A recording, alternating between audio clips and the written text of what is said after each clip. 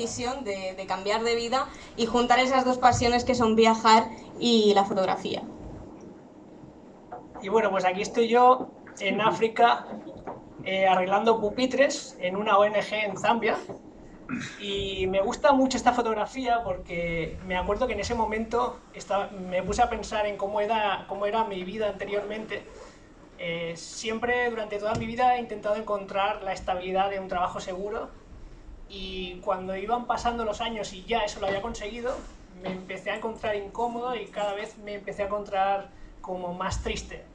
Y realmente era porque estaba haciendo algo que estaba bien en su momento, pero que yo sentía que necesitaba hacer algo diferente. Y gracias a haber aparcado y haberle hecho caso a esa intuición que tenía, pues he podido llegar a momentos como este, en los que me resultaba que estaba en el lugar adecuado y haciendo algo que realmente consideraba que era importante en mi vida. Bueno, esta fue la primera parte de nuestra ruta. Teníamos claro que íbamos a empezar por algo fácil, entre comillas, por decirlo de alguna manera, o más conocido, así que decidimos empezar por Europa. Llegamos hasta los Alpes suizos, en bicicleta, claro, todo esto lo hicimos en bicicleta, y empezamos a recorrer países. Más que nada, los primeros meses fueron la adaptación a este nuevo estilo de vida, y bueno, la constatación de que era posible vivir de esa manera. Cruzamos, Cataluña, Francia, hicimos parte de Suiza, Italia, Eslovenia, Croacia, Montenegro, Albania y Grecia. Cuando llegamos a Grecia, pues decidimos que queríamos seguir adelante con este proyecto y, ¿por qué no?, lanzarnos al continente que nos daba más miedo, por decirlo de alguna manera. No sabíamos nada de África, así que decidimos que ahora era el momento, ahora que teníamos ganas, teníamos energía, y decidimos tomar un vuelo desde Atenas hasta Ciudad del Cabo y recorrer en bicicleta pues más de 7.000 kilómetros hasta Nairobi. Desde el principio nosotros sentíamos que teníamos ganas de compartir todo lo que nos pasaba, tanto lo bueno como lo malo, mientras vivíamos de esta manera.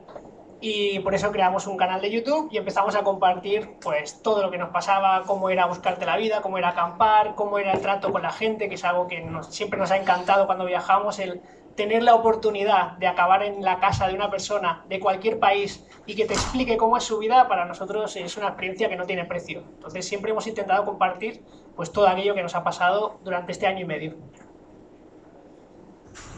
Entonces, vale, ya tenemos claro lo que queremos hacer. Empiezan los preparativos. Bueno, Blanca y yo estamos trabajando, cada uno en su trabajo, en su historia, y decimos, oye, surge el proyecto, ¿por qué no nos vamos a dar la vuelta al mundo sin fecha de retorno? Así como el que no quiere la cosa.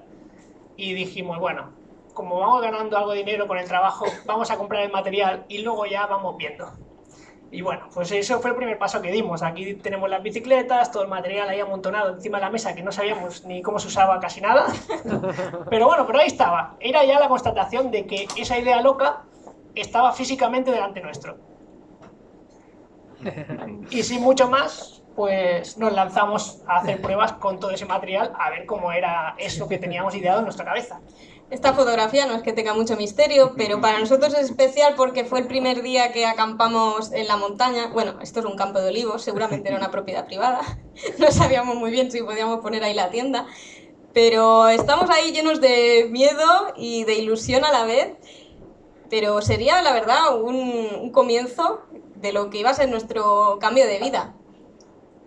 Así que tanto cambió que decidimos dejar el trabajo.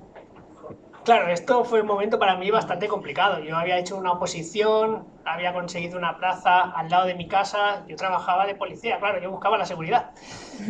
Pero nos dimos cuenta que si queríamos hacer algo así, debíamos dejar espacio en nuestra vida para que sucedieran cosas diferentes.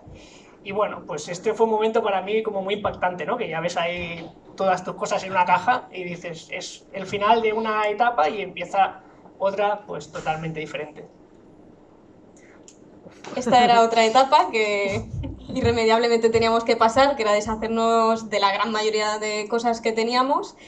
y hacer espacio en nuestra vida directamente, porque realmente teníamos un montón de cosas en los armarios que habíamos ido acumulando durante años y que no servían para nada, que no sabíamos ni qué teníamos. Encontramos grapadoras repetidas, 2 tostadoras por ahí, o sea, teníamos un cacao en el piso, que no es que fuera un piso muy grande, pero lo teníamos lleno de cosas que no necesitábamos. Y fue un proceso, yo creo que el más estresante de todos, hacer ese cambio, ese quitarte cosas, venderlas que no te sirven, donarlas, pero fue muy liberador. Sí, fue un proceso transformador porque nos empezamos a acercar un poco a lo que es el minimalismo, es decir, a vivir solo con lo que realmente sientes que necesitas de verdad. Y nos dimos cuenta que había un montón de cosas que no necesitábamos y decidimos venderlas o donarlas o que desaparecieron de nuestra vida. Eso implicaba situaciones un poco complicadas. Para mí vender mi coche, pues no sé si os habéis quedado una vez sin coche, si habéis tenido, pero fue como decir que me voy a quedar sin coche. Pero gracias a eso pudimos plantarnos el día de nuestra salida en el Ayuntamiento de Sant Boi de Llobregat, rodeados de amigos y de familia, pues a iniciar esta vuelta al mundo en bicicleta. Que íbamos con las alforjas a tope, no sabíamos usar casi nada de lo que llevábamos, ni para qué servía, menos mal que eran bicicletas, que no era nada, tampoco no era una nave espacial, pero realmente teníamos a tope, yo creo que llevamos comida como para 2 semanas, como si nos fuéramos, yo qué sé. Esto que veis aquí es un desastre, ¿vale? O sea, esto no cierra, esto tampoco, por aquí se salen las bolsas. Más zapatillas de lo normal. Sí, el peso, bueno, ¿no? pero era un inicio, oye, ahí estábamos. Y esta fotografía, que es una de las de la exposición, es un poco, a resumidas cuentas, a lo que nos tuvimos que acostumbrar de repente y que realmente fue bastante fácil acostumbrarnos. De repente cambiamos nuestra casa por una tienda de campaña, nuestro coche por unas bicicletas y todo lo que teníamos que hacer era muy básico. Era encontrar agua, encontrar comida, movernos, mirar el tiempo, si iba a llover, si iba a hacer sol y encontrar un sitio donde dormir. Esta fotografía está tomada ya a la mitad de nuestro paso por Europa, en Montenegro. Esto es un supermercado que está en construcción y resume bastante bien cómo eran las acampadas en Europa, porque había bastante gente y normalmente era muy fácil acampar en cualquier sitio. Tú preguntabas y te decían sí. Claro, duerme aquí en mi jardín, necesitas algo, te doy tomates, te doy aceite de oliva, te doy lo que tengo. Y la gente realmente te ayudaba. Esa era una de las cosas que más nos impactó y que más miedo teníamos, ¿no? Que, bueno, lo normal es decir, ten cuidado, la gente va a ser mala, la gente te puede hacer daño, te puede robar. Y lo que nos encontramos fue todo lo contrario. Y además, esta fotografía es muy ejemplificante de lo que era nuestro día a día, porque claro, ¿qué nos pasaba? No sé si alguna vez os habéis despertado en vuestra habitación y pensáis, ¿dónde estoy? ¿Qué ha pasado? O sea, a nosotros nos pasaba eso, pero es que era real, que decíamos, ¿pero esto qué es? Claro, ahí estábamos, que sonaba un aire acondicionado, que era un aire acondicionado enorme de un supermercado, y te asomabas por ahí, por esa especie de ventana, y decíamos, ¿pero esto qué es? Y bueno, esa sensación de no saber qué pasa durante el día y no saber cómo has acabado ahí, también te pone un poco las pilas cada día y piensas, pues puede ser cada día de tu vida diferente. Esta es otra de las fotografías que ejemplifican bastante bien cómo fue ese cambio de vida. Aquí estamos con nuestra casa, las 2 bicis, y nuestro medio de transporte a la vez, y trabajando en una cafetería, en una terraza de un pueblecito griego, que la verdad estábamos como señores. Realmente nosotros éramos como vagabundos, porque así es, íbamos vagando por el mundo y durmiendo en sitios diferentes cada día, pero nos sentíamos como que estábamos viviendo una vida de lujo, porque poder tener tiempo de pararte y cuando tú quieras te puedes parar y puedes tomar un café y ponerte a trabajar en lo que te gusta, que al fin y al cabo pues es esto. Empezamos ahí a descubrir que podíamos trabajar a través de internet, de tener nuestro propio blog de viajes. Tampoco es que nos fuéramos a hacer ricos con ello, pero empezamos a ganar algo de dinero con lo que pudimos ir haciendo frente a esos gastos del viaje, que eran muy pocos, porque realmente por alojamiento no gastábamos, por transporte no gastábamos, lo único que gastábamos eran comida y en la tarifa de datos del móvil, y era muy fácil vivir de esa manera realmente. Además, esta fotografía nos gusta mucho porque ejemplifica un poco lo que era lo que nosotros llamamos la magia de la ruta, que es cuando estás en un pueblo de Grecia cualquiera trabajando en una cafetería que has encontrado al azar, no sabes ni cómo has acabado ahí, y de repente, no sé si veis aquí que hay un señor que está ahí con su silla, que era propietario del bar, y estaba rodeado de un grupo de amigos. Pues cuando llevamos ahí un rato trabajando, nos hizo así: venid, aquí, venga, sentaros. Pero todo eso en griego, no nos enterábamos de nada. Y bueno, pues fuimos para allí, se fue dando la tarde, nos invitaron a tomar algo, nos invitaron a algo de tapeo, y cuando ya se estaba haciendo de noche dijimos: un momento, que nosotros tenemos que buscar sitio para dormir. Pues acabamos en casa de uno de los amigos de este hombre, en una habitación. Ese hombre acabó dándonos las llaves de su coche para que fuéramos a ver Grecia por los alrededores durante 3 días, y es de esos momentos que dices: ¿qué estoy haciendo para que me pasen este tipo de cosas tan buenas, ¿no? Es como la magia del viaje, que te sorprende cada día, y hay momentos en los que supera incluso tus expectativas. Como aquí en Albania, un país que está bastante estigmatizado con el tema del peligro, de la mafia, de la gente que es muy mala, que vive muy mal, que te van a robar. Pues nuestra experiencia en Albania fue la mejor de toda Europa. La gente de campo era muy abierta, tenía ganas de darnos todo lo que tenían. Nos daban comida, nos daban su casa, nos pedían... Esta familia en concreto no fue otra que nos decían que estuviéramos un mes en su casa, que por qué no estábamos más tiempo, y realmente no entendíamos por qué, porque además tampoco nos podíamos casi comunicar. Ellos no hablaban inglés y nosotros a duras penas, pero se transmitía esa bondad de un ser humano al otro, y esta mujer tenía cáncer de mama, se venía a Italia para poder operarse porque allí en Albania la sanidad es horrible. Y con todos sus problemas, esa familia abría las puertas de su casa y nos invitaba a cenar y nos invitaba a conocer su pueblo albanés desde más cerca. Al final lo que tienen esta gente son ganas de transmitirte que su pueblo no tiene esa mala fama real, no es real todo eso que se dice de ellos. Y nunca fue un problema el idioma en nuestro viaje, jamás.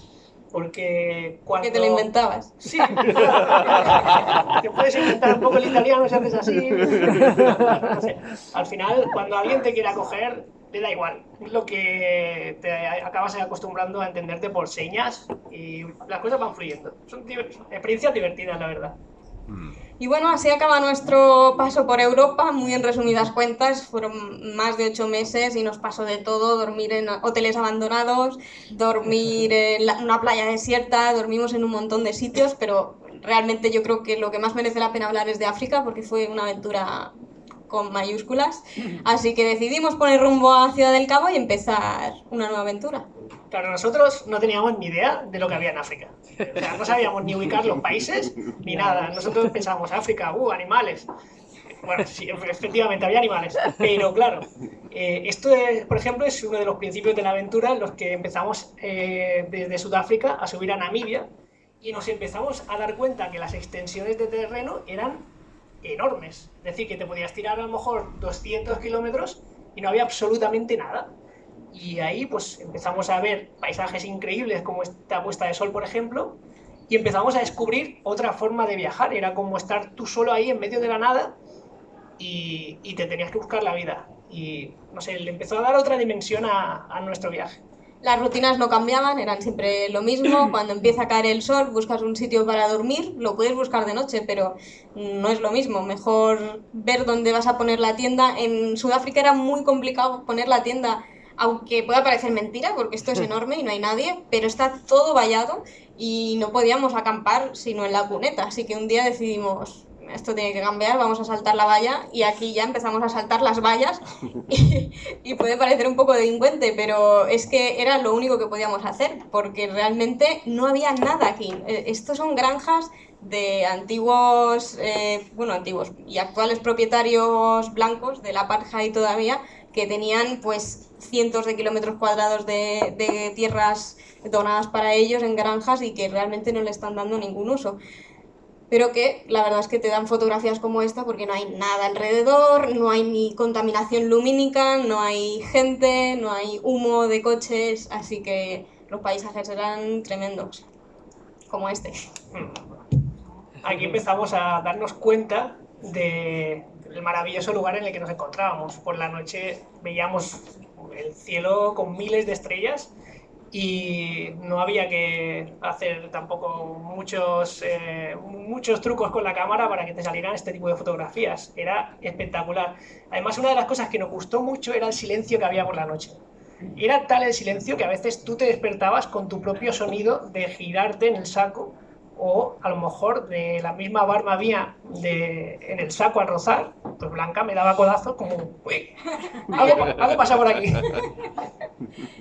Sí, la verdad es que yo nunca había hecho una fotografía de la Vía Láctea como esta, pero es que, bueno, aquí abajo, no os lo he dicho, pero está la información de con qué cámara se ha tomado la foto, con qué objetivo y qué parámetros. Ya veis que son 30 segundos, que no es una exposición muy larga para los que sean fotógrafos, el resultado es espectacular, pero es que no hacía falta realmente poner demasiada atención para ver la Vía Láctea a simple vista.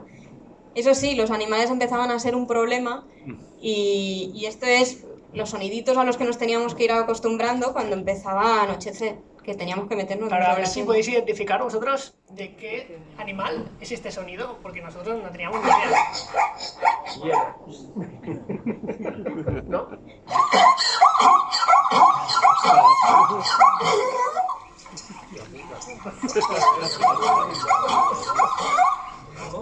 Madre mía. Y eso lo tenéis al lado. Claro. Es que tú imagínate que tú estás en medio de la sabana africana, en una tienda de campaña con una telita que te separa del mundo exterior y estás escuchando esto alrededor tuyo y dices, bueno, pero ¿qué estoy haciendo aquí? ¿Y esto qué es? ¿Y esto qué es? En principio pensamos, esto tiene que ser un marciano o algo, porque era un sonido súper extraño. Pues no eran marcianos. No eran marcianos. ¿Eran cebras? Eran cebras, Eran sí. cebras en el desierto, claro, nosotros teníamos la idea de que en el desierto no había animales, y es que es todo lo contrario, el desierto está lleno de animales. Por la mañana, cuando esto sucedía sobre las 4:30 de la mañana, a las 5, que es cuando empieza a refrescar un poco el día y hay algo de luz y los animales empiezan a salir.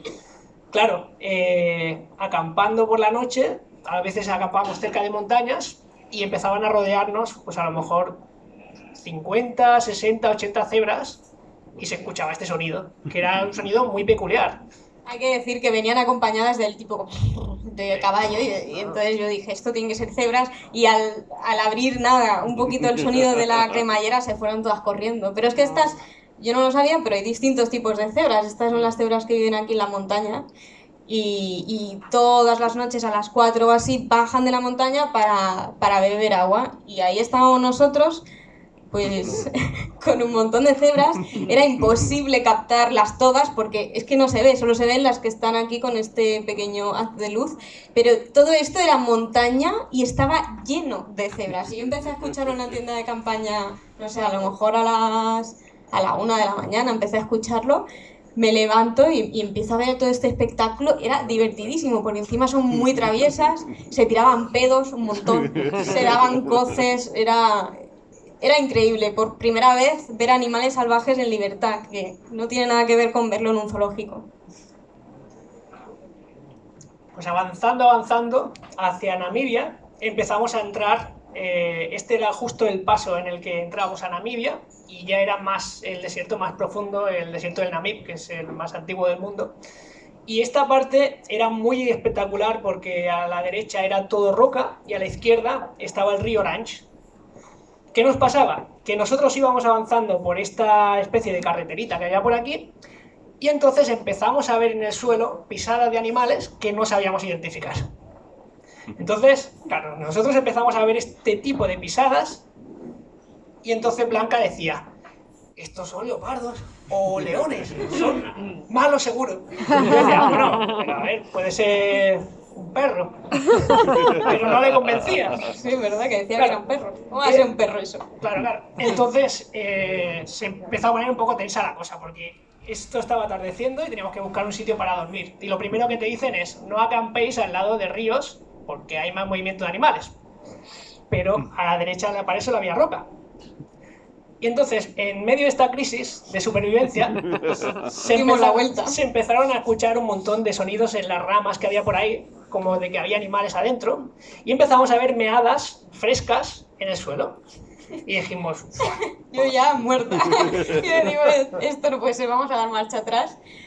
Y efectivamente dimos marcha atrás, tampoco nos pudimos alejar mucho porque es que era o la pared o el río. Al final acabamos durmiendo muy cerquita de la pared, pero pasamos una noche terrible. Fue la primera noche, creo, que veíamos pisadas de animales como esta, que ya no eran cebras ni eran herbívoros, parecía otra cosa. No eché ojo, pero resulta que al día siguiente sobrevivimos y cuando estábamos avanzando por aquí nos damos cuenta de quién había sido el actor de esto.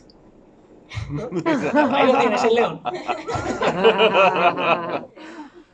Claro, por la mañana, ya con la claridad, pues empezamos a ver familias saltando por las ramas, jugando. Y bueno, pues ahí dijimos, madre mía, que hay animales por todos lados. Y empezamos a aprender a identificar las huellas, que era una cosa bastante útil. Y los sonidos también, porque este es otro sonido que curiosamente se parece bastante, pero Esto era otra noche, es diferente. Es ya cuando estamos entrando en la zona más del desierto.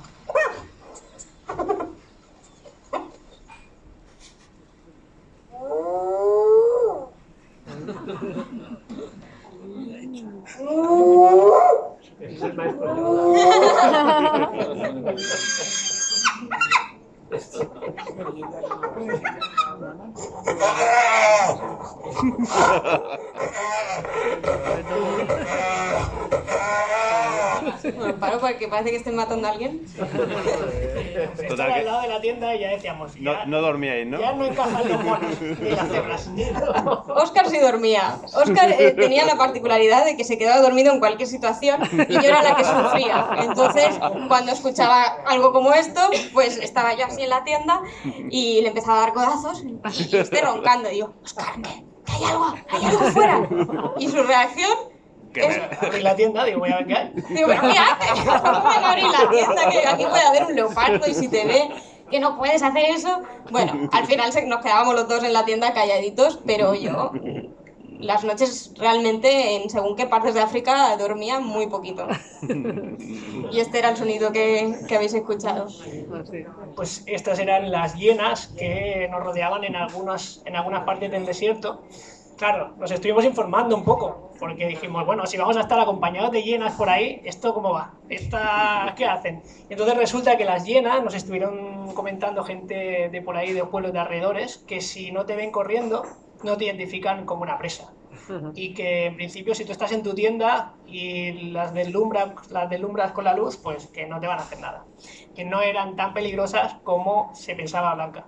Y sabíamos que eran hienas, aparte por el sonido, que al final los aprendes a distinguir, porque las huellas, parece mentira que sepas al final deducir de qué animal son las huellas, pero realmente la hiena era bastante fácil, porque las patas traseras son más pequeñas que las delanteras, entonces sí, enseguida sabías identificar qué animal había estado rodeando tu tienda al día siguiente. Y así estuvimos pues por el desierto prácticamente un mes. Aquí no se aprecia porque realmente es que fuimos incapaces de plasmarlo, pero la dureza de estos caminos no nos habían hablado de lo duro que era, porque no había carretera, por supuesto, era todo camino de tierra, arena suelta, se encallaba la bicicleta, se nos pinchaba la rueda cada 2x3 porque todo esto estaba lleno como de cardos, de estas acacias que hay por aquí que tienen un montón de pinchos. Y fue, yo creo que de las aventuras más extremas que hemos vivido, no solo físicamente, sino mentalmente, porque estábamos acostumbrados a hacer a lo mejor 80 kilómetros al día y aquí nos levantábamos pronto, nos acostábamos tarde, todo el día pedaleando y a lo mejor hacíamos la mitad, hacíamos 40 kilómetros porque es que no podíamos hacer otra cosa más claro, que... Y una de las cosas que tenía el desierto es que no podías quedarte parado, porque dices, bueno, ahí estoy cansado, me quedo parado. No, porque se te acaba el agua, se te acaba la comida y a lo mejor vienen días de lluvia o de viento o algo así, y entonces pues tienes que seguir avanzando. La verdad que estar en el desierto fue realmente muy duro, pero para mí por lo menos fue una de las experiencias más increíbles de mi vida. Y ese estar ahí en el vacío, en medio de la naturaleza, tú solo buscándote la vida, para mí no tiene precio. En este pequeño vídeo se ve un poco la inmensidad de lo que nosotros vimos en el desierto y algunos que otros problemillas que nos encontramos por ahí.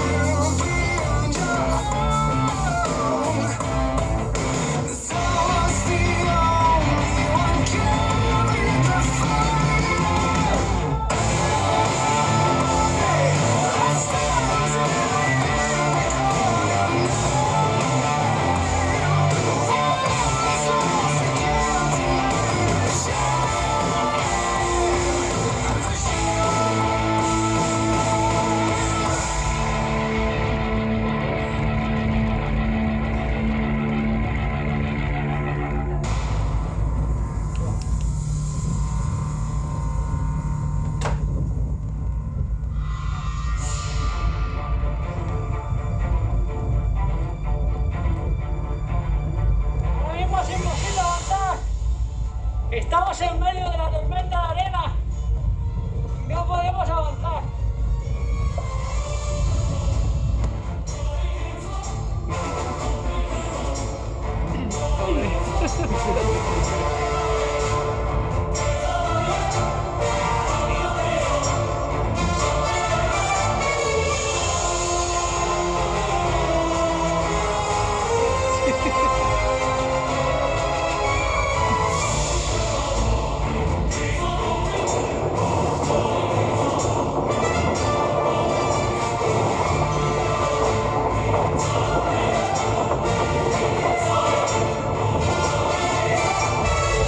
Voy a hacer en pantalla y vamos empujando, ¿vale? Venga, de pantalla.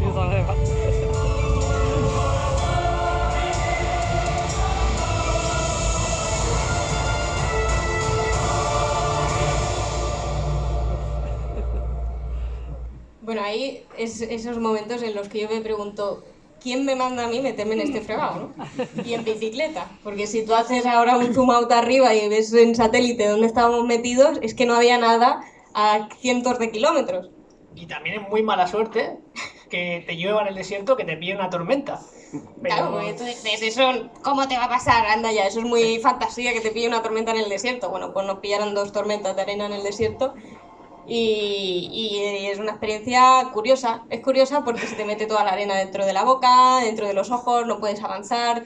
También es lo curioso de tomar la dirección que tomamos hacia el norte en vez de hacia el sur, que todo el viento nos lo comíamos de cara. Entonces era bastante divertido, la verdad. Teníamos nuestros momentos.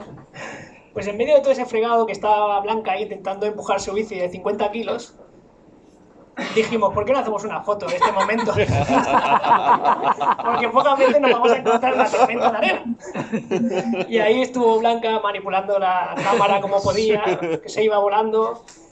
Y bueno, a veces da mucha pereza sacar la cámara en momentos complicados, pero Cambiando el objetivo, ¿no? En medio de la tormenta.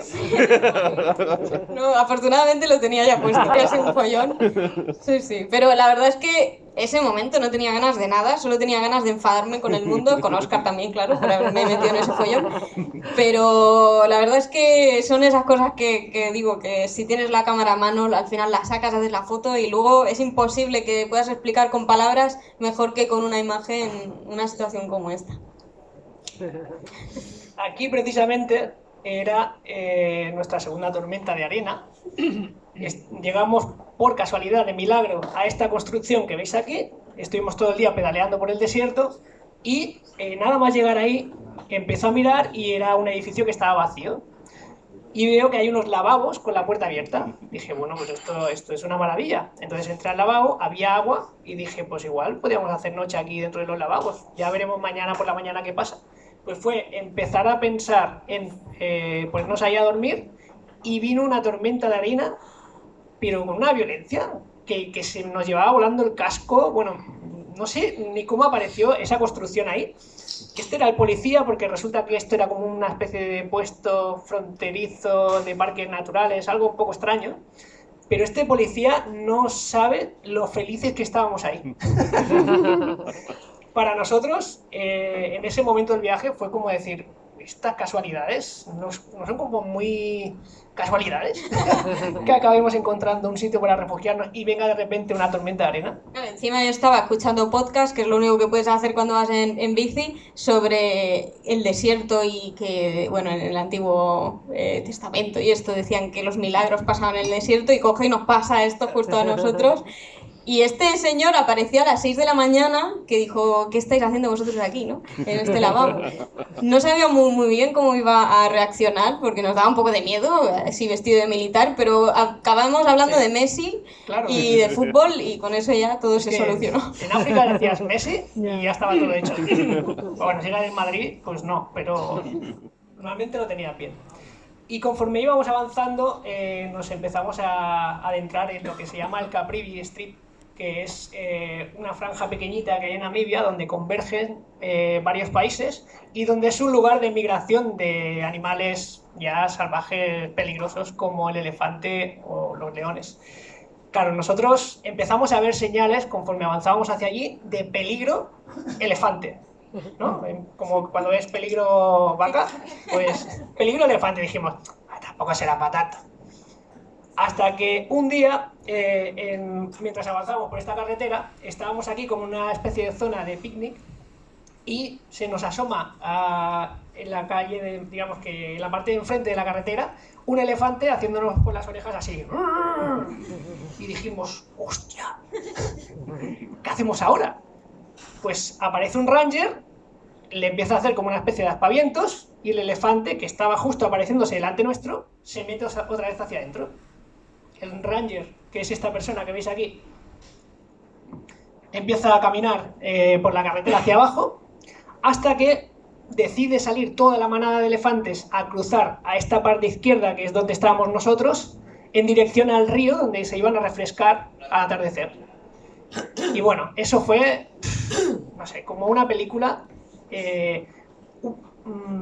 decenas y decenas de elefantes levantando polvo. Por aquí había comunidades de gente que vivía en casas de barro y haciendo sonidos con cacerolas, tirando piedras a los elefantes para que no pasaran por encima del poblado.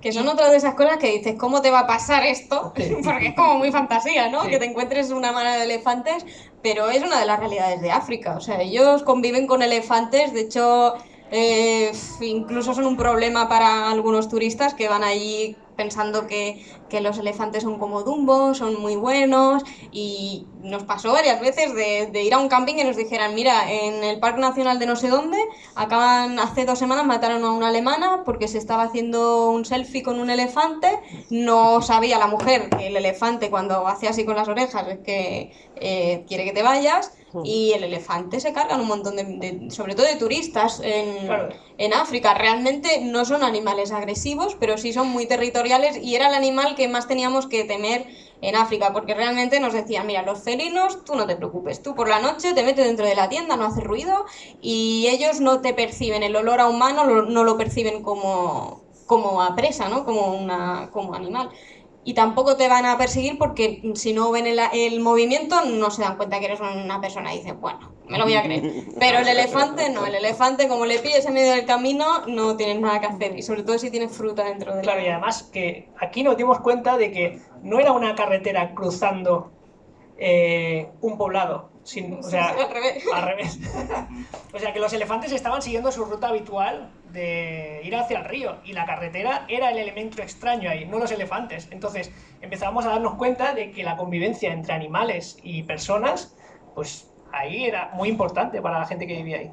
Y se volvía complicado porque realmente los africanos no pueden, bueno, los locales, por lo menos hasta ahora en Botsuana parece que ha cambiado la ley, no pueden matar a los elefantes ni siquiera por defensa propia. Hay una multa muy cara que ningún campesino de allí se podría permitir. Sin embargo, este señor de aquí, que es un ranger, es como un guarda forestal, que es el encargado de proteger los animales frente a los cazadores furtivos, que, bueno, se venden en el mercado negro los colmillos y los cuernos de rinoceronte. Este mismo personaje, los Rangers, son los mismos que cazan elefantes para la gente rica blanca que viene allí de vacaciones, como el rey, por ejemplo, que fue a matar uno en Sudáfrica. Y ellos mismos son los que matan los elefantes. Entonces, al final, es como una especie de negocio esto de los animales salvajes en África, que no te deja un sabor un poco agrio de boca, la verdad. También hay que tener mucho cuidado con las fuentes de agua, sobre todo en el desierto. Esto no era en el desierto, pero bueno, es la única foto que tenemos de una fuente de agua. Así son las fuentes de agua en África. Es una bomba manual que tú activas y viene el agua del suelo. Todo el mundo te dice que esa agua es buena, pero luego tienes problemitas en el lago, así que ninguna agua de estas está preparada para que nos la bebamos nosotros.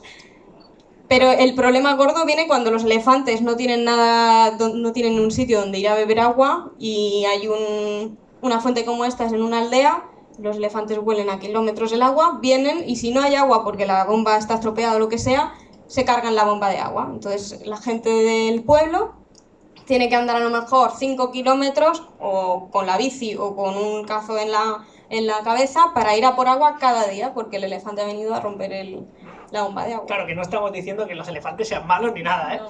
Lo que nos estamos refiriendo es que allí hay comunidades que tienen problemas muy grandes. y de hecho algunos de los granjeros que conocimos allí no podían tener alimentos en casa que olieran los elefantes, y además por la tarde-noche debían estar en su casa ya calladitos para no hacer ruido, para no llamar, para no alertar a los elefantes. Entonces, cuando ahora pensamos un poco en los problemas que tenemos aquí, que a lo mejor un día se te va la luz y pones velas y dices, madre mía, vaya problemón, nos acordamos un poco de la gente que vive ahí con los elefantes y dices, prefiero las velas. Y bueno, esta es otra de las noches con animalitos en África. Esto ya es entrando en Zambia, el río Cuando. ¿Os acordáis que hemos dicho que no se puede dormir al lado de un río? Bueno, pues esto es un camping que estaba en una de las zonas de mayor tránsito de animales salvajes, en Namibia, y que era el único camping que había allí. Era la única opción que veíamos nosotros para dormir. Dijimos, antes que dormir aquí en la calle, que pueden venir los elefantes, vamos al camping. Bueno, pues no os fiéis si vais a África de lo que os digan en los campings o en las guías turísticas, porque no seríamos los primeros que hacemos caso de esto y nos ha salido un hipopótamo por allí, nos ha salido un elefante o nos ha salido cualquier cosa. Quiero decir que este camping estaba en mitad del río, donde habían animalitos por allí y no había ningún tipo de verja, no había ningún tipo de seguridad. De hecho, Blanca, para llegar al camping, digamos que había un cartel en la carretera que ponía camping, y a lo mejor había como 3 kilómetros de camino.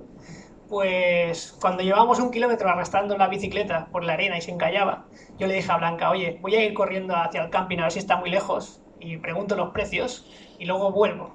Me dijo, no me dejes sola aquí, que a ver si va a salir un animal. Oye, vale, no creo.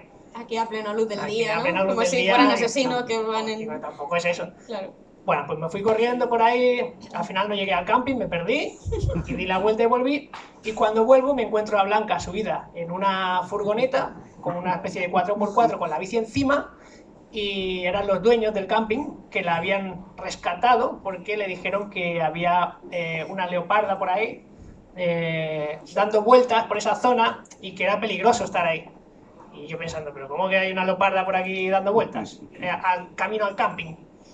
O sea, para que os imaginéis un poco de que, bueno, tú estás allí, te vas a un camping y dices, no pasa nada, y es que estás en medio de la sabana africana y, bueno, estás ahí expuesto a cualquier cosa que te pueda pasar. Claro, uno piensa, si pago, no me puede pasar nada, pero...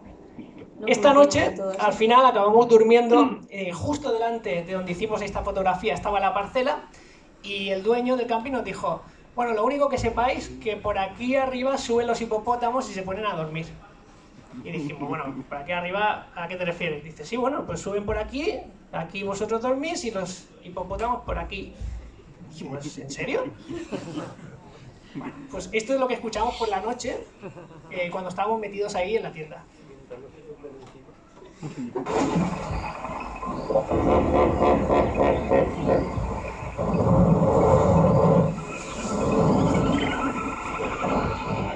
Es un espectáculo de sonidos. Ahora son las 5:30 de la mañana. Y los hipopótamos los tenemos por detrás de la tienda y por delante.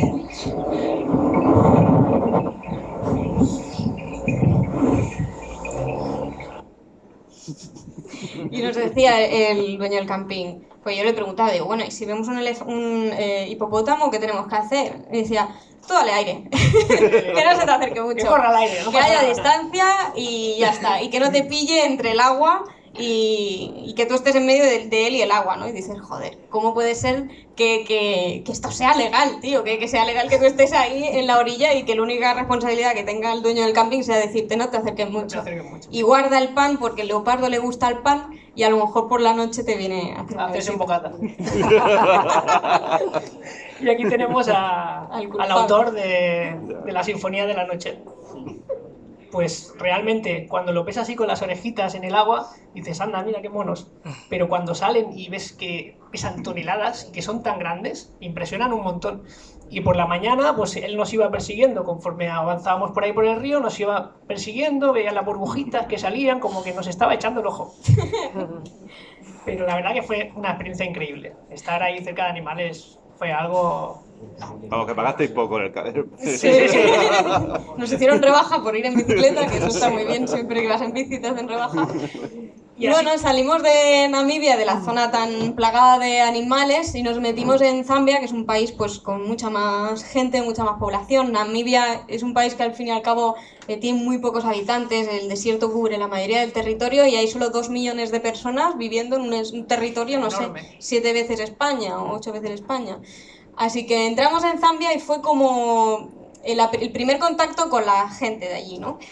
Llegamos a una base de misioneros que nos había dado el contacto Peter, un señor de 70 años que había sido misionero toda su vida, y nos había dicho que tenía unos amigos, que tenían un orfanato, que llevaban muchos años viviendo aquí en una aldea rural de Zambia, al oeste del río Zambezi, y dijimos, bueno, pues ¿por qué no? Vamos a probar. Se nos salía de la ruta, pero dijimos, joder, creo que no vamos a tener una oportunidad como esta. Realmente cuando estás ahí en la ruta no te das cuenta de todo lo que te está pasando y lo fuerte que es y lo valioso que es hasta que luego lo recuerdas, ¿no? Pero en ese momento dijimos, venga, va, ¿por qué no? Vamos a vivir una experiencia.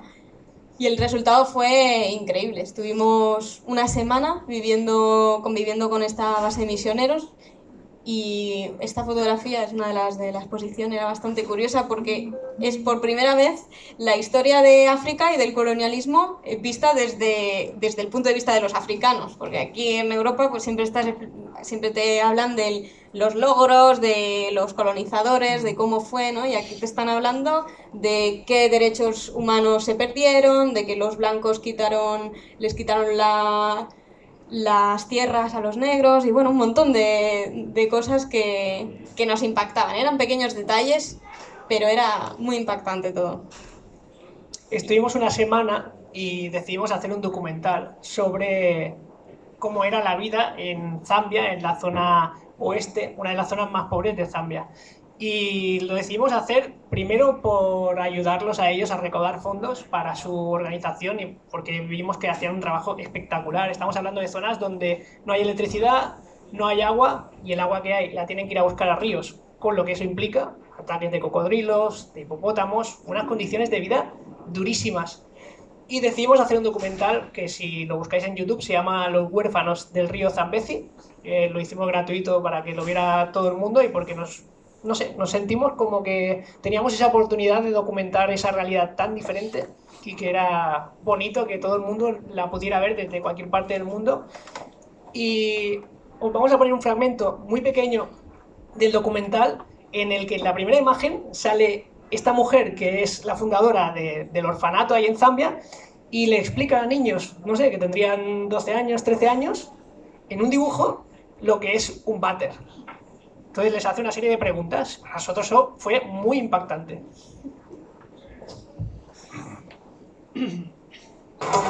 Who knows what this is? What? Yeah, but it's more specific. Yes, very good. Okay, so who of you have used a cotton toilet? No one.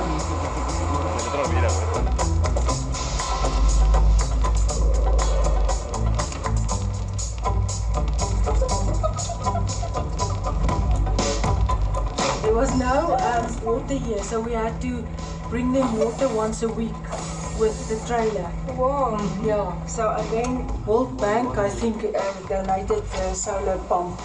This is the preschool that we have built here. We started the preschool in the main village, and then we moved it here to the school.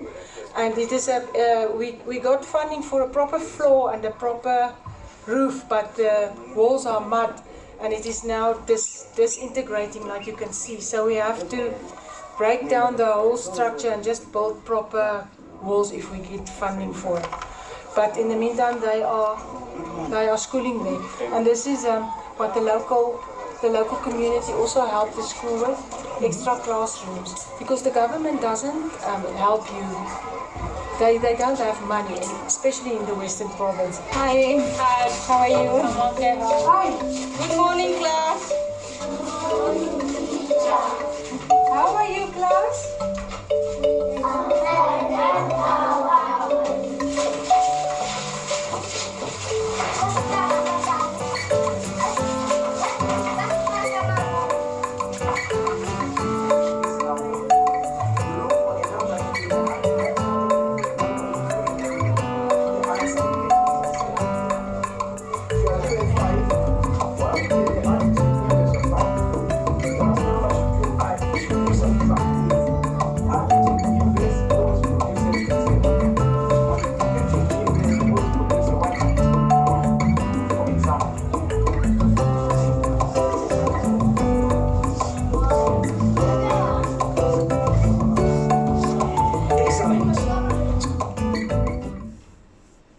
solo es un fragmento del documental que si lo veis, la verdad, yo estoy muy orgullosa del trabajo que hicimos allí. Y esto es un poco lo que decíamos, ¿no? El que tu trabajo trascienda algo más. Y para nosotros fue un montón de trabajo, fueron 2 semanas, una semana de rodaje y luego otra semana de edición, todo el día, mucho material que teníamos grabado, teníamos que dejar cosas afuera que no sabíamos que dejar porque todas las historias eran increíbles y estamos hablando de niños que no tienen padres o que los padres no pueden costear su escuela, no pueden costear su alimentación, porque las niñas, a la edad más o menos de estas niñas, cuando empiezan a tener la primera regla, hay una tradición que se llama la iniciación, que es que las apartan de la aldea y las mujeres del pueblo les enseñan pues cómo tiene que ser una mujer, cómo tiene que barrer la casa, cómo tiene que hacer la comida, cómo tiene que ir al río a por agua. Y una de las cosas que también les enseñan es a tener sexo, ¿no? Entonces, imaginaos, ¿no? Pues una niña de 12 años a lo mejor que tenga su primera regla está obligada a tener sexo con todos los hombres de la comunidad, incluidos sus padres, incluidos sus hermanos, sus abuelos. Y las niñas cogen tanto miedo de quedarse solas porque realmente son personas muy pobres, es que no tienen muchas veces ni para cosechar sus alimentos. Si hay una temporada mala en la que no se cosecha suficiente maíz, no tienen alimento suficiente, a las niñas les entra el miedo, también por las otras mujeres que hay a su alrededor, de no conseguir un marido y porque se piensan que el marido va a ser su salvación, ¿no? Entonces, pues a la edad de 12, 13 años ya buscan un marido y se casan, hay un fracaso escolar, claro, importante. Y bueno, la realidad de las personas aquí es muy dura. Pudimos hablar con 4 de los profesores del orfanato que eran huérfanos y que la base de misioneros le costeó los estudios universitarios y ahora son profesores del mismo orfanato. Y sus realidades es que te dejaban, que decías, madre mía, lo mío son problemas. Yo estoy aquí que me pienso muy aventurera porque voy con mi bicicleta y estoy cruzando África, pero al final yo estoy cruzando, me pasa una tormenta de arena, vale, puede ser, pero estoy aquí porque quiero y voy avanzando y cuando quiera me voy. Y estas personas no tienen oportunidades. Y eso es una de las cosas que más, no sé, yo creo que es lo que más me llevo de África. África realmente es un continente que te quita mucha energía porque estás todo el rato, ya no solo físicamente porque hace muchísimo calor y hay muchas enfermedades. Bueno, no es que haya muchas enfermedades, es que no hay suficientes medios para combatirlas, sino que ves tantas cosas impactantes al día que al final te acabas acostumbrando a ellas y cuando ya te acostumbras dices, hostia, te empiezas a dar miedo porque dices, no puede ser que esté normalizando esta situación. Conforme más avanzábamos, más en contacto estábamos con la gente de allí y aparte de todas estas historias que documentábamos, pues nos dimos cuenta que allí éramos blancos en bicicleta, daba igual que fuéramos en bicicleta, en moto, lo que sea. Éramos blancos y la gente nos percibía como personas con dinero y con razón, porque como dice Blanca, pues estábamos allí porque lo habíamos elegido y teníamos muchísimas oportunidades que ellos no tienen. Entonces, ¿qué pasaba? Conforme avanzaba, pues todo era una fiesta. Los niños no veían y se salían corriendo de las comunidades y se ponían a cantar, a bailar, a hacernos señales, pero incluso las personas así más adultas también. Era como si pasaran los Reyes Magos, ¿no? Nosotros íbamos pasando por ahí y de repente, conforme avanzábamos, how are you, ¿cómo estás? How are you, how are you? Musungu, que quiere decir blancos, blancos. Y era como muy impactante porque no podíamos obviar ese choque cultural. Que al final nos sabía mal porque no podíamos saludar a todos los niños, porque es que yendo en bicicleta era cada aldea, nos venían 20 niños a saludar y al final era como decir, madre mía, tengo el how are you ya metido en la cabeza y tampoco puedo hacer nada porque nos parábamos de vez en cuando a saludar y te cogían un miedo, se iban corriendo porque no podían. Nos contó uno de los chicos del orfanato que sus padres cuando son pequeños les decían que los blancos querían secuestrar a los niños negros. Vete tú a saber de dónde salió esa. Seguro que tiene su historia. Y algunos tenían ahí eso metido en la cabeza y le daba muchísima cosa interactuar con nosotros. Pero realmente era muy especial porque nos permitía ver de primera mano cómo era la vida ahí de los niños. Muchas de las noches acabamos durmiendo en escuelas y bueno, ya os podéis imaginar, por la noche todo súper tranquilo, hablábamos con el director, nos dejaba dormir adentro Y al día siguiente, pues, o por la mañana, pues, bueno, eso era un festival de niños, todos chillando, se querían acercar a nosotros, no sé, era una experiencia Se muy retaban a agradable. acercarse, Sí, como si fuera un reto. Y bueno, fueron pasando los kilómetros, después estuvimos pedaleando por Malawi, un país muy pequeñito, muy pobre también, que la experiencia fue distinta porque la gente no pudimos profundizar tanto en lo que era la gente, porque todo el mundo te pedía dinero, te pedía una botella de agua, te pedía todo, y realmente había una superpoblación tremenda, así que intentamos pasar Malawi lo más rápido que pudimos, porque realmente no nos sentíamos del todo seguros. digamos que el choque, la diferencia cultural era tan grande que era súper difícil interactuar con la gente de allí, por lo menos nosotros, cuando pasábamos en bicicleta, porque todas las conversaciones al final iban a parar a dame dinero. Y claro, es uno de los países más pobres del mundo. Y nos fue complicado llegar a conectar con, igual si estás allí trabajando en un proyecto o algo así, pues es más fácil porque tienes más tiempo, pero claro, nosotros íbamos de pasada, imagino que también influenciados porque algunos turistas se pararían con el coche y les darían dinero, agua, lo que sea, pues a nosotros nos costó ahí conectar. Claro, y además también es una de esas cosas que te preguntas, jolín, ¿tendré que darle dinero a este niño? Pero primero que te lo piden a lo mejor 80 personas al día, y no solo niños, sino también señores mayores. Y segundo, que realmente tú cuando le das dinero a una persona así, no sabes dónde va a parar ese dinero.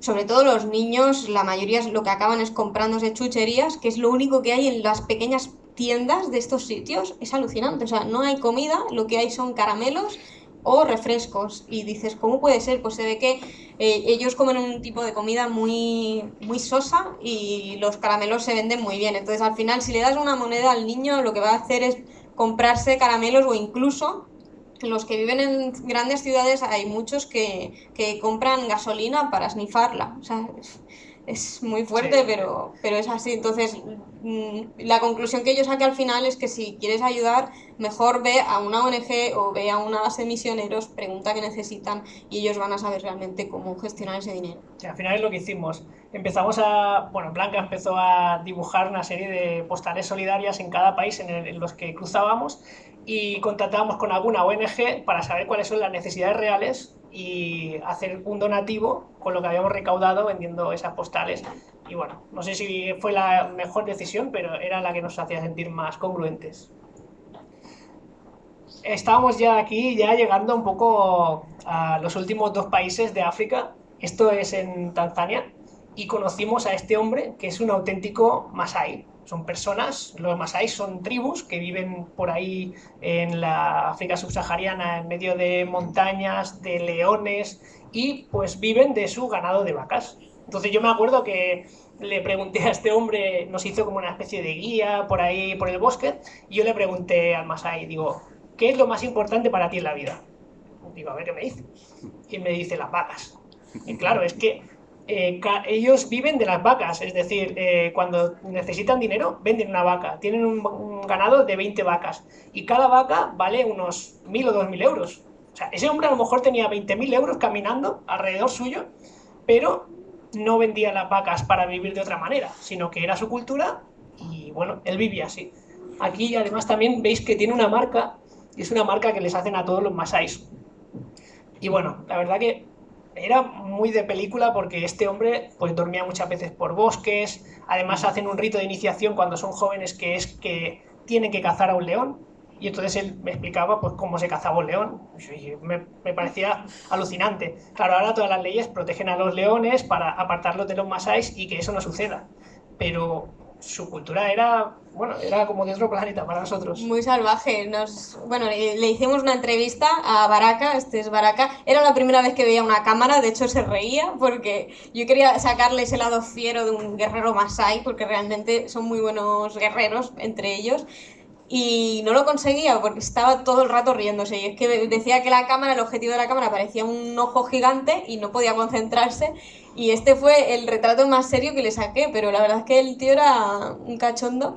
Y ya te digo, o sea, te trataba como si, un león, no pasa nada, tengo mi machete. Mi machete, si viene un león, Con no hay mi problema. machete no hay problema. Y los niños Masái pues viven desde muy pequeñitos en esta cultura. O sea, los Masái realmente es un pueblo, es una tribu muy extendida entre Kenia y Tanzania. Algunos es muy fuerte porque los puedes ver en supermercados con móviles, que dices, ostras, qué fuerte, un Masái con un móvil. Y es que hay algunos que deciden irse a la ciudad y tener una vida más occidental, por decirlo de alguna manera, pero nunca renuncian a sus atuendos, a sus pinturas y a su machete también, que dices, joder, ¿cómo puede ser que este hombre vaya con un machete por la calle? Pero les dan normalmente trabajos de seguridad, de guardias de seguridad, porque nadie se atreve, digamos, ahí a nivel cultural a meterse con un Masái. Entonces, trabajos de seguridad no les falta. Y esta foto ya es finalizando nuestro viaje por África, en Arusha, en el Serengeti, en un parque nacional lleno de leones, donde todavía están viviendo bastantes aldeas Masái. Tienen bastantes problemas con el tema del agua, porque no hay agua, y tienen que convivir con estos animales en el mismo territorio. No hay ningún tipo de valla, sí que tienen asignado una zona de terreno para que no se metan con ellos, más que nada para que los Masái no maten a los leones, no al revés. O sea, es el león el que está protegido. Y parece alucinante cómo puede ser que esta gente decida vivir así. Ellos deciden vivir en el Serengeti con los leones, con sus vacas, y tomándose un poco la ley por su mano, porque también cuando matan vacas, pues normalmente se toma la ley por su mano e intentan buscar al culpable como si fuera un juicio, ¿no? Buscar al león culpable y matarlo. Por eso los alejan de las aldeas. Y con todo esto llegamos al final de nuestro viaje por África y, a ver, sinceramente, nosotros estábamos ya exhaustos, porque, claro, lo vamos documentando todo lo que nos pasa, vemos cosas muy chocantes, nos buscamos la vida durante... Aquí llevamos 10 meses cruzando África, era realmente muy agotador, y sentíamos que, bueno, que había llegado nuestro momento de volver a Barcelona y iniciar otra nueva aventura. ¿Cómo nos ha afectado a nosotros personalmente estar en África? A ver, es muy difícil de responder a eso. Nosotros hicimos este pequeño vídeo explicando qué había significado para nosotros estar en África. Y bueno, yo creo que lo vamos a poner. Y con esto finalizamos la exposición, porque creemos que con imágenes se dice mucho más que con palabras, y vais a ver un poco un fragmento de lo que han sido esos 10 meses por África, que ha sido lo que más nos ha impactado. En ningún momento nos hemos arrepentido nunca ni de iniciar nuestra aventura cuando decidimos dejar nuestro trabajo estable y empezar este proyecto. En ningún momento nos hemos arrepentido de ir a África. Para nosotros ver todas esas realidades ha supuesto un impacto muy positivo en nuestra vida, aprender cómo son las realidades en otros lugares totalmente diferentes. Y Blanca y yo siempre le hemos dicho, queremos conocer el mundo con su lado bueno y su lado malo, porque pensamos que el mundo es la suma de ambos, y qué mejor que verlo por ti mismo y no por los medios de comunicación. Así que nada, os animo a todos que viajéis, que veáis el mundo con vuestra propia visión y que saquéis vuestras propias conclusiones.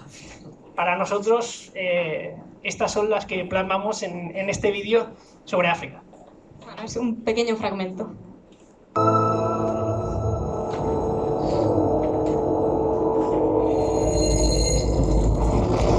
Chicos, estamos en Karura Forest, un bosque natural que hay en medio de Nairobi, en Kenia. Llegar hasta aquí no ha sido ni fácil ni rápido. Sin duda, llegar hasta este punto ha merecido la pena.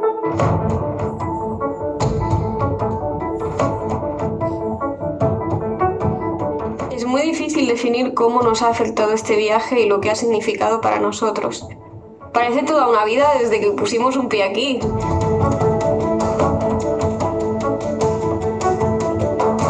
Teníamos el corazón en un puño sin saber muy bien a qué nos íbamos a enfrentar.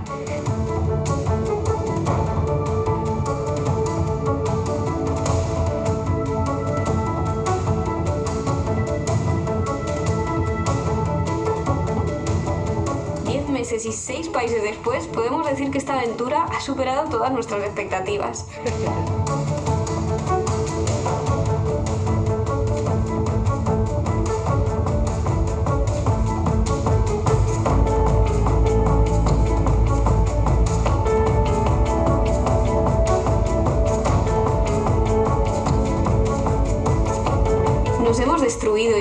construir a lo largo y ancho del desierto más antiguo del mundo.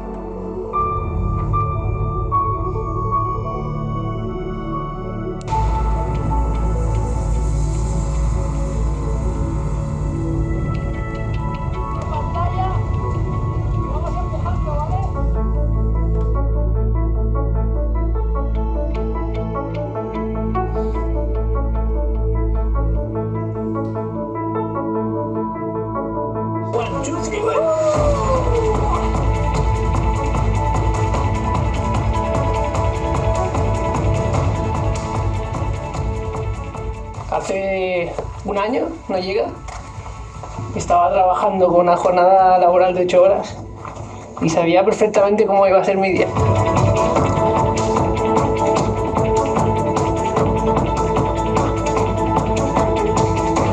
¿Qué pasa? ¿Cómo está por aquí el panorama?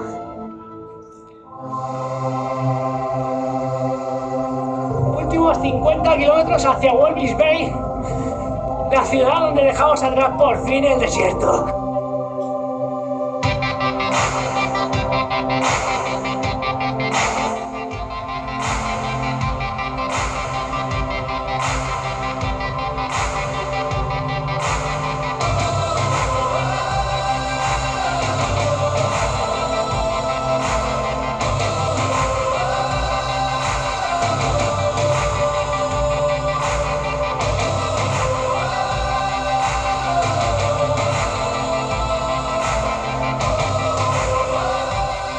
La fauna salvaje y el peligro real de estar rodeado de ella nos ha transportado a un miedo primitivo que no conocíamos.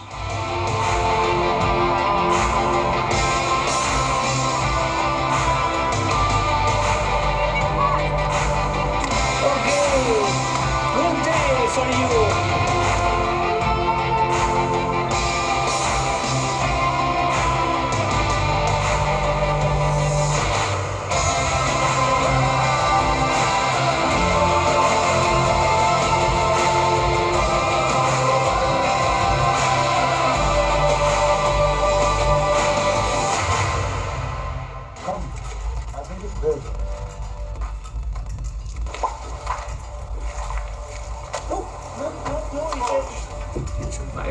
But this is very dangerous. We should not be so close. Hemos visto la cara más amable de sus gentes, su hospitalidad, su humildad, pero también la pobreza y la desigualdad extrema que los azota.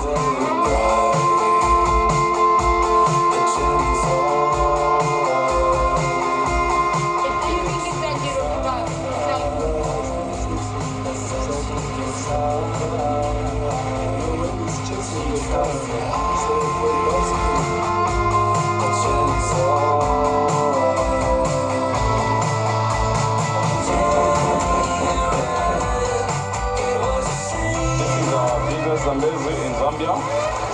Vivo en Rucha. Orgullo de haber seguido nuestro instinto cuando este nos decía que debíamos pararnos a ayudar.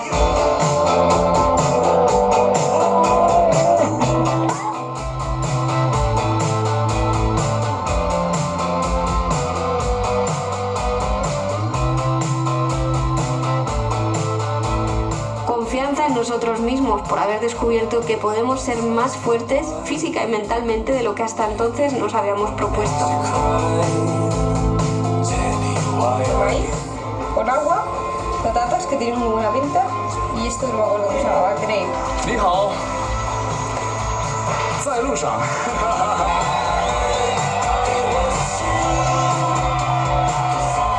Tristeza por dejar toda la injusticia y miseria que nos hemos encontrado por el camino. Mano arriba. Mano arriba. Uy, ¿qué haces con eso? Es un peligro esto. Mano arriba. ¿Dónde va? Venga, tirando. Tú vete a la bici y tirando, venga. Wow.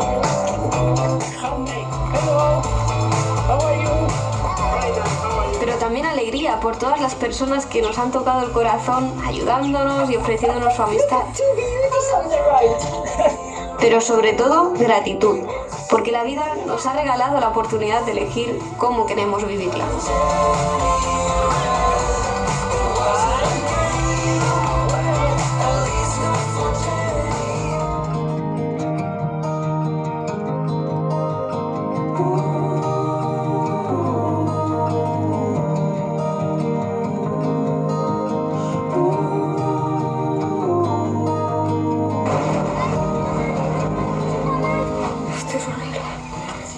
Que creo que no he pasado tanto calor y tanto taquicardia en mi vida.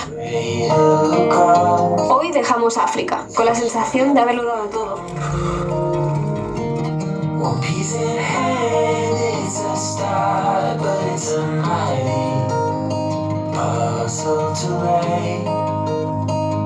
Estamos en Tanzania ahora. Este es el segundo día en el que estamos en Tanzania. Y bueno, resulta ser que me he puesto malo.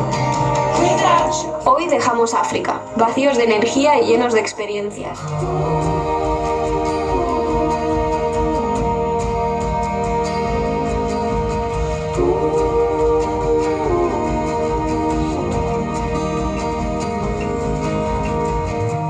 Gracias a todos los que estáis ahí para vivirlas a nuestro lado.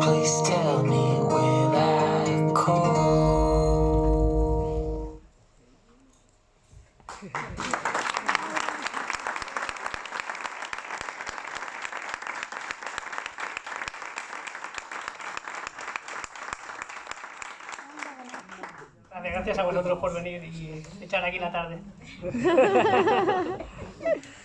No sé si queréis hacernos alguna pregunta, no sé cómo vamos de tiempo. Si queréis hacernos alguna pregunta del viaje o de lo que queráis, no sé, a pelo. A viva voz, que creo que no hay micrófonos por ahí. El tema fronteras es malo, ¿no? Vale, ¿Qué pasó? que si nos pusimos malos y el tema de fronteras. Tú te pusiste... Yo me puse malo en Tanzania y no sabía lo que era.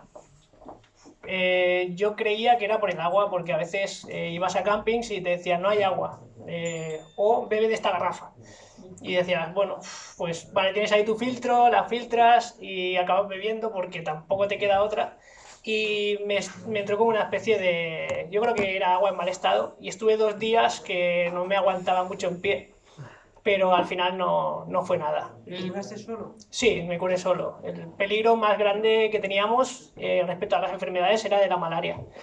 Y la mayoría de ciclistas que conocimos acabaron cogiendo malaria. Nosotros tuvimos mucha suerte y pues no la tuvimos. ¿Que os vacunasteis antes de ir? Sí, tuvimos que hacer... Bueno, vas allí al centro de vacunación internacional y te ponen de todo.